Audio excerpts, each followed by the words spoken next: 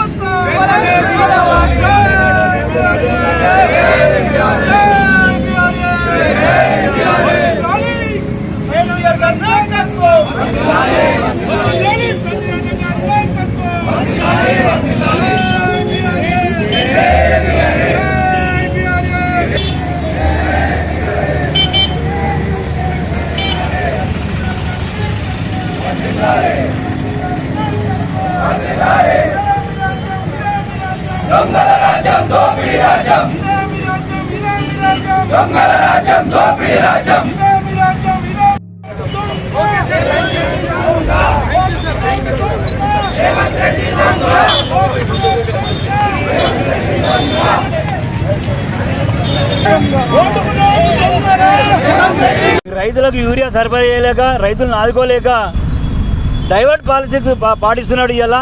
ఎందుకంటే గత 10-15 రోజుల నుంచి మీరు చూస్తూనే ఉన్నారు, ఎక్కడ ప్రతి గ్రామంలో యూరియా లేక పడిగాపులు కాస్తూ ఉంటే, రైతాంగాన్ని నానా కోసాలు పెడతా ఉంటే, పోలీసు వాళ్ళు దెబ్బలు తినుకుంటూ అన్యాయం చేస్తూ ఉంటే, ఎక్కడైతే ప్రభుత్వం డ్యామేజ్ అవుతుందో స్థానిక సంస్థల రాబోయే ఎలక్షన్లో దెబ్బతింటమైన కారణంగా కేవలం అభ్యపెట్టడానికి, కేవలం కేసీఆర్ మీద బురద వెళ్ళడానికి మాత్రమే డైవర్ట్ పాలిటిక్స్ నడుపుతున్నాడు. కాబట్టి ఈ రాబోయే ఎలక్షన్లో మాత్రం ఖచ్చితంగా నువ్వు దెబ్బతింటావు. రైతుల ఉసురు ఖచ్చితంగా కలుగుతుంది. రైతులు ప్రతి గ్రామంలో నీ మీద మసలుతూనే ఉన్నారు. మొన్నదాకా ఎందుకంటే గత నెలలో నీళ్లు లేక నానా అవసరం పడ్డాం. వరుడు దయించి కాలం కలిసొచ్చి వర్షాలు పడి రైతాంగం సంతోషం ఉన్న స్థితిలో యూరియా సరఫరా చేయలేక కేవలం ఒక ఆధార్ కార్డు ఏమో ఒక యూరియా పాస్ ఇస్తే రైతు ఏ రకంగా పంటలు పండించుకున్నాడయా? యూరియా అనేది మీరే అలవాటు చేసారు ప్రభుత్వాలు. అప్పుడు యూరియా రైతుకు అలవాటు లేని టైంలో మీరు అలవాటు చేసి పంటలు పండించమని రైతాంగానికి జనానికి ఆహారం సరిపోతలేని యూరియా మీరు అలవాటు చేసారు. ఈరోజు యూరియా అలవాటు చేసి పంటలు బాగా పండుతున్నాయి. 10 సంవత్సరాలల్లో రైతులు సంతోషంగా ఉన్నారు. మీరు సంతోషాన్ని చూసి ఓర్వలేక మళ్ళీ కాంగ్రెస్ వస్తే ఆ రోజు కేసీఆర్ గారు ఏమాడైతే చెప్పారో ఖచ్చితంగా అదే జరుగుతుంది. మాకు రైతుల నోట్ల మట్టి కొడుతున్నారు. కాంగ్రెస్ వస్తే కరెంట్ ఉండదు, కాంగ్రెస్ వస్తే యూరియా ఉండదని పదే 10 సార్లు చెప్పిన రైతాంగం మీకు నమ్మి మార్పు తెచ్చుకొని మా చెప్పుతో మేమే కొట్టుకున్నట్టు రైతాంగం ఈరోజు ప్రతి ఊర్లలో ప్రతి గ్రామంలో రైతాంగం గోసాగిస్తున్నారు. కాబట్టి రాబోయే రోజుల్లో మీకు ఖచ్చితంగా రైతాంగం మళ్ళీ ఖచ్చితంగా బుద్ధి చెప్తుందని ఈ సందర్భంగా నేను ప్రభుత్వాన్ని హెచ్చరిస్తా ఉన్నాను.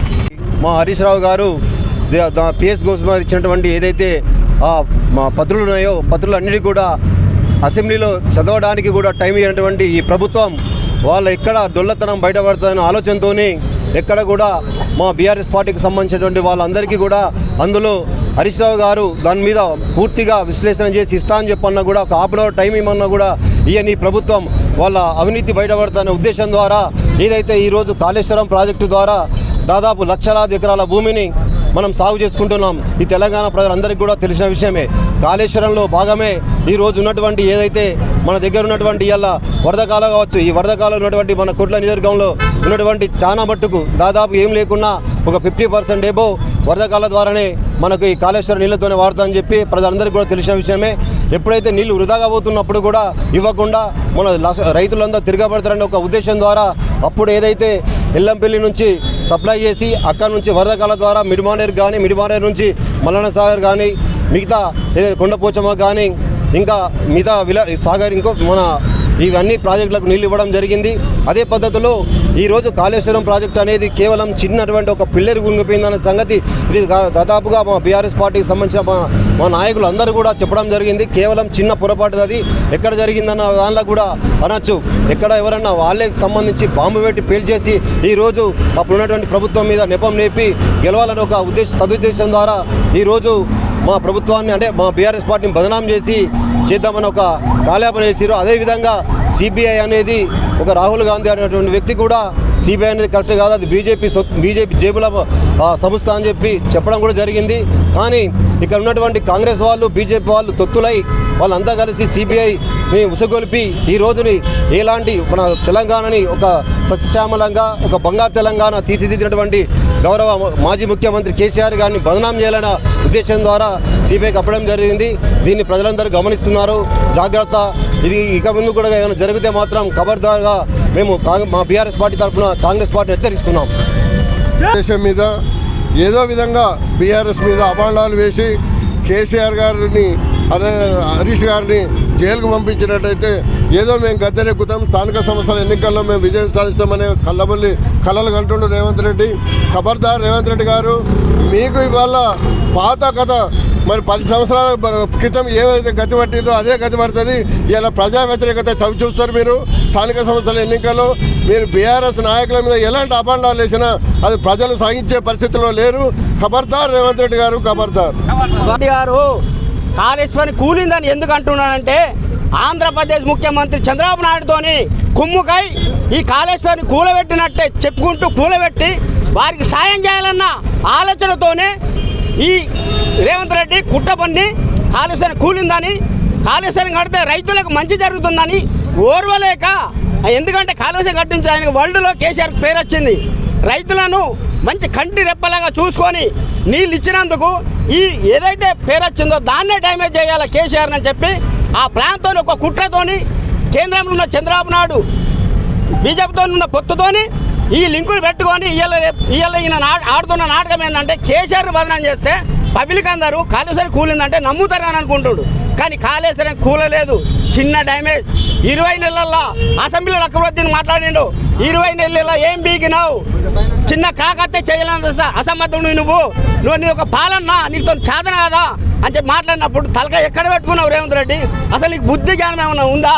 నీ బుద్ధి జ్ఞానం లేకపోతే నీకు చదివి చెప్పిన పంతుల దగ్గరికి పోయి నాకు ఇంతమంది తిట్టిన ఏం చేయాలా, ఊరేసుకోవాలా, మందు తాగాలని చెప్పి విచారణ చేసుకొని అదే కాలేజీలో దుంకిసావు.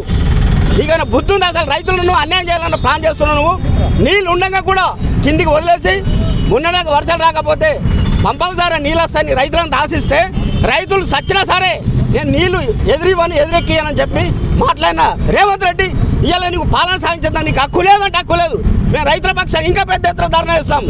ఇప్పుడు నీ అదృష్టం బాగుండి నీళ్ళు వచ్చేటి రైతులు ఉన్నారు, లేకపోతే నీ సెకండ్గా వచ్చి నీ గల్లబట్టి పుంజంత శక్తి రైతుల దగ్గర ఉన్నదని నేను తెలియజేసుకున్నాను. జై తెలంగాణ.